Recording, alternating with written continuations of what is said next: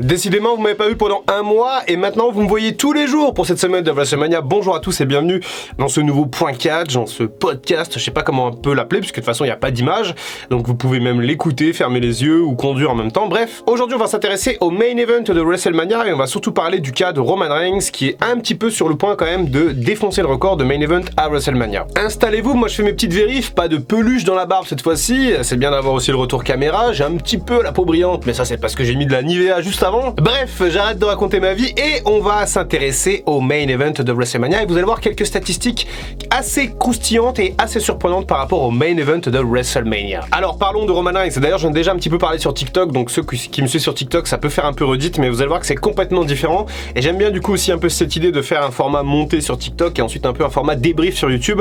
La semaine prochaine je vous prépare ça et peut-être que ça vous plaira, peut-être que ça vous plaira pas.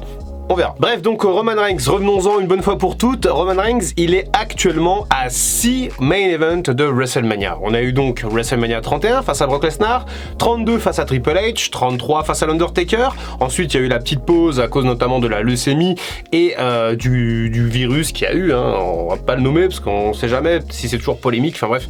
Ensuite, Roman Reigns est revenu en tant que chef de la tribu, en tant que heel. Il a fait le main event de WrestleMania 37. Il a fait le main event de WrestleMania 38 et là il s'apprête à faire le main event de WrestleMania 39 face à Cody Rhodes. Petit rappel, 37 c'était Edge et Daniel Bryan et 38 c'était Brock Lesnar, c'était l'an dernier. Il n'a perdu que 2 fois dans les main events de WrestleMania sur ses 6 matchs, donc contre Lesnar, enfin c'est Rollins qui avait fait le cash-in donc c'était un peu le bordel à WrestleMania 31 et contre Lesnar à nouveau à WrestleMania 34 du coup il y a quelques années. En plus de ça il faut prendre en considération le fait que Roman Reigns a raté le main event de WrestleMania 36 qui lui était promis face à Goldberg pour du coup les causes de confinement et compagnie de virus. Donc actuellement il devrait déjà être à 7 main events et aller chercher son 8e face à Cody Rhodes. Et vous allez voir qu'on n'est pas loin du record puisque je vais vous parlais également des autres catcheurs qui ont fait des main events de WrestleMania. Un point catch un petit peu éducatif du coup, peut-être que ça manquait à certains et on va donc parler de ceux qui n'ont pas de main event à WrestleMania, aucun, zéro, nada, que chi. Et bien entendu on sait tous, enfin ceux qui connaissent un peu le catch depuis plusieurs années savent que CM Punk n'a jamais fait de main event de WrestleMania et que c'est l'une de ses grandes frustrations dans la vie de cet homme un peu aigri aujourd'hui. Je l'ai beaucoup admiré, Phil Brooks, on en parle souvent, mais il n'empêche qu'il n'a jamais fait de WrestleMania et que ça a toujours été un gros problème pour son ego. Et alors, je vais vous parler d'un autre catcheur qui n'a jamais fait de main event de WrestleMania et là, accrochez-vous, Seth Rollins n'a jamais fait de main event à WrestleMania. Je répète, Seth Rollins n'a jamais fait de main event à WrestleMania. Alors certes, il y a eu son cash-in à WrestleMania 31, mais on ne peut pas vraiment considérer ça comme un main event puisque c'était un cash-in.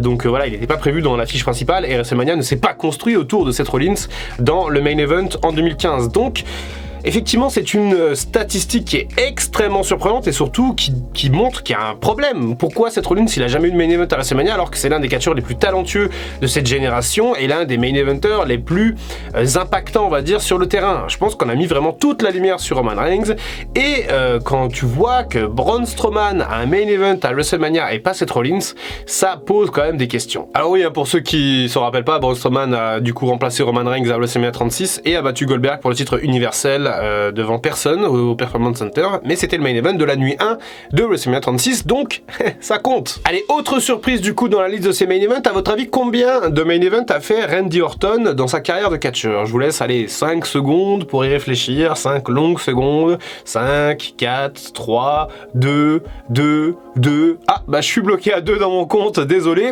mais effectivement, Randy Orton n'a fait que 2 main events à WrestleMania, c'est du niveau de Daniel Bryan, c'est du niveau de Batista, alors qu'on parle d'Orton, bon sang. Et je vais vous donner un petit rappel, du coup c'était WrestleMania 25 face à Triple H et également WrestleMania 30 sur le triple menace contre Daniel Bryan et Batista justement. Et alors vraiment je suis abasourdi, j'ai un peu bossé quand même cette vidéo, pour une fois je la bosse un peu et du coup j'ai regardé un peu les statistiques et j'étais vraiment surpris, stupéfait quand j'ai vu que Randy Orton n'avait que 2 main events à WrestleMania. Mais comment diable c'est possible? C'est là que tu vois qu'il y a un vrai souci. Brock Lesnar par exemple il en a 3, il en a plus que Randy Orton. personne, et en plus les 3 c'est contre Reigns. Bon, parlons un peu des catcheurs maintenant qui ont 4 main events à WrestleMania, et là on va retrouver quelques légendes. On va notamment retrouver Stone Cold Steve Austin qui a enchaîné les main events durant l'Attitude Era, donc on parle du match contre Shawn Michaels à WrestleMania 14, le Rock à WrestleMania 15 et le Rock encore à WrestleMania 17.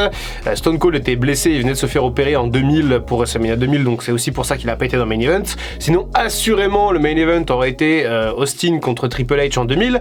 Bref, je vais pas trop revenir dans l'histoire. Et quand même, Austin, il faut le mentionner, et ça existe, il a fait le main event, enfin l'un des main events l'an dernier.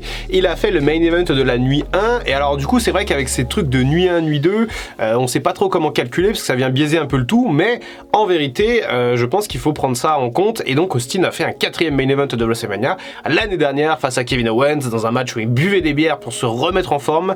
C'est ce qu'il nous a dit cette semaine dans les news et on en a parlé en début de semaine. Mais voilà, même une grande légende comme Stone Cold Steve Austin n'a entre guillemets que 4 main events à WrestleMania. 4 main events, c'est aussi le record de l'Undertaker. L'Undertaker, il a presque 25 matchs à WrestleMania, 23, 24 je crois, et il n'a que 4 main events. C'est absolument dingue. Et d'ailleurs, le premier de ces main events est arrivé assez tôt puisque c'était WrestleMania 13 à l'époque, en 97, quand il a affronté Psycho Sid pour le titre vacant. Le titre à l'époque était vacant, Shawn Michaels voulait pas perdre contre Bret Hart dans le main event de WrestleMania 13, donc il a dit je lâche la ceinture, je perds mon sourire, et donc on a organisé ce match entre l'Undertaker et Sid à WrestleMania 13, alors qu'en plus c'est Stone Cold qui avait gagné le Rumble. Donc bref, la construction de WrestleMania 13 c'est quand même assez bordélique, mais un jour peut-être j'en ferai un petit format monté. Ensuite du coup on passe en 2008 avec WrestleMania 24 où il affronte Edge dans le main event. Après on a WrestleMania 26 pour le dernier match de la carrière de Shawn Michaels, le Heartbreak Kid, et enfin WrestleMania 33 où il perd face à Roman Reigns,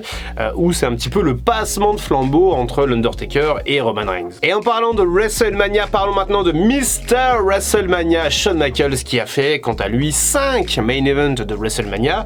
De tête, il a fait WrestleMania 12 contre Bret Hart dans le fameux Iron Man match, WrestleMania 14 contre Stone Cold du coup avant sa première retraite. Ensuite il revient à WrestleMania 20 où il fait le triple menace contre Benoit et Triple H. À WrestleMania 23, le match contre John Cena où il remplace un peu Triple H au pied levé puisque c'est Triple H qui devait à la base faire ce main event là, mais il s'était déchiré le quadriceps en janvier. Et enfin le dernier main event, c'est bien entendu le dernier match de Shawn Michaels à WrestleMania 26 en 2010 contre l'Undertaker. Donc voilà, Shawn Michaels a 5 main events à WrestleMania, et pareil quand on voit un petit peu la liste de ses matchs enfin Shawn Michaels c'est quand même Mr. WrestleMania, et au final il n'a que entre guillemets 5 main events, et c'est pareil pour l'Undertaker. On est là sur 2 légendes de WrestleMania, peut-être les 2 plus grandes légendes de WrestleMania, malgré le fait que certains ont plus de main events, et pourtant eh bien ils n'ont pas souvent été mis dans les attractions principales. Avec 5 main events à WrestleMania également, on peut aussi parler du Rock, bien entendu Dwayne Johnson, qui a souvent été quand même sur par rapport à lui, à sa carrière et à son nombre de WrestleMania, le ratio est extrêmement positif en sa faveur. C'est-à-dire que le Rock il a pas participé à beaucoup de WrestleMania, mais il a beaucoup été dans le main event. Il a notamment été dans le main event à WrestleMania 15 contre Austin, à WrestleMania 2000 dans le Fatal 4-Way avec Triple H, Mankind et le Big Show, et ensuite il a enchaîné pour WrestleMania 17 dans le main event face à Austin à nouveau. Donc en 3 ans finalement il a fait 3 main events, et c'était vraiment l'une des grosses forces avec notamment Austin de cette Attitude Era. Ensuite il y a eu le fameux break, et ensuite il est revenu 7 ans plus tard, il a été le guest host de WrestleMania 27, et du coup il a fait le main event de WrestleMania 28 et le main event de WrestleMania 29, donc contre le champ John Cena à chaque fois. Ils ont pris le spotlight les 2 fois. Pour moi, ça mérite... allez, peut-être WrestleMania 28, même si t'as quand même Triple H, Undertaker dans un Hell in a Cell qui aurait pu aussi faire le main event. Et par contre, à WrestleMania 29, tu vas me dire, la carte est pas terrible à WrestleMania 29, donc au final, on s'en fout un peu, mais bon, ça prend cette place aussi, alors qu'on aurait pu se passer de ce main event là pour WrestleMania 29. Et d'ailleurs, puisqu'on en parle de John Cena, il faut lui aussi dire qu'il a fait 5 main events à WrestleMania, comme Shawn Michaels, comme le Rock, et donc du coup il a fait WrestleMania 22, son premier main event contre Triple H à l'époque. John Cena était le champion, Triple H le challenger. Ensuite il a enchaîné avec Shawn Michaels à WrestleMania 23. Ensuite il y a eu WrestleMania 27 contre le Miz. Oui, il y a eu ce main main event dégueulasse contre le Miz absolument terrible, et ensuite 28 et 29 contre le Rock, et ça s'arrête là pour John Cena. Il est l'heure maintenant de parler du game Triple H qui lui, il a carrément posé son fessier sur le siège du main event de WrestleMania pour plus en bouger. Triple H, il a fait 7 main events de WrestleMania, et le pire c'est qu'il a commencé assez tardivement à faire des main events par rapport à son arrivée à la WWE, puisque Triple H il arrive en 96 et il fait son premier main event en 2000, ce fameux Fatal 4-Way. Entre temps, il a eu le temps quand même de changer un petit peu de gimmick, il a eu le temps de changer physiquement aussi, hein. Il a pris quelques stéroïdes, hein. Aujourd'hui je pense qu'il en paye un peu les conséquences au niveau de sa santé, mais à l'époque quand même c'était devenu un vrai bulldozer Triple H, et il était parti sur une lancée absolument folle. Donc 2000, premier main event, ensuite il y a 2002 avec WrestleMania 18, le match contre Chris Jericho pour le titre unifié à l'époque.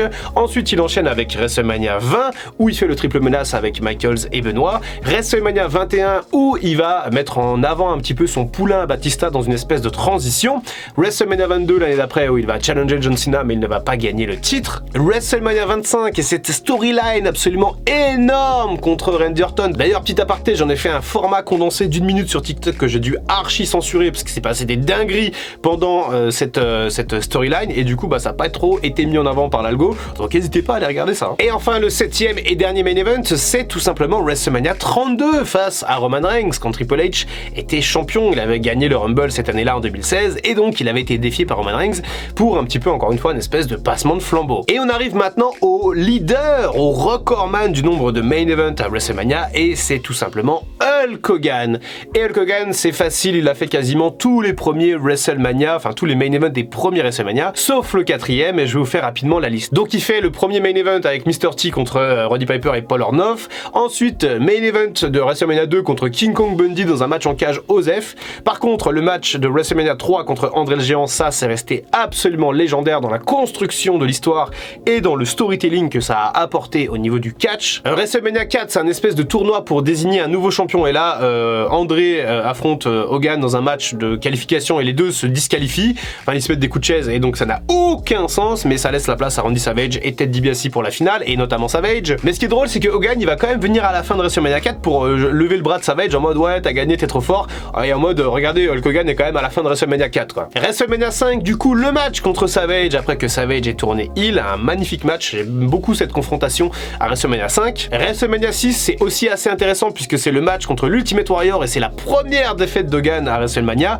C'est un match aussi qui avait réuni les ceintures intercontinentales et les ceintures de champion du monde, et le Warrior avait gagné au Canada, donc c'est assez cool au niveau surprise. WrestleMania 7 c'est une espèce de storyline patriotique où Hulk Hogan va affronter le sergent Slaughter qui entre temps est passé du côté de l'ennemi, enfin bref c'est très américain. Et WrestleMania 8 du coup c'est le match totalement insipide contre Sid à l'époque. Wow, tout le monde s'en foutait de ce match, tout le monde voulait voir Randy Savage contre Ric Flair dans le main event, mais Hulk Hogan devait faire le main event, donc voilà, 92 a marqué un autre main event pour Hogan. Et enfin 93, WrestleMania 9.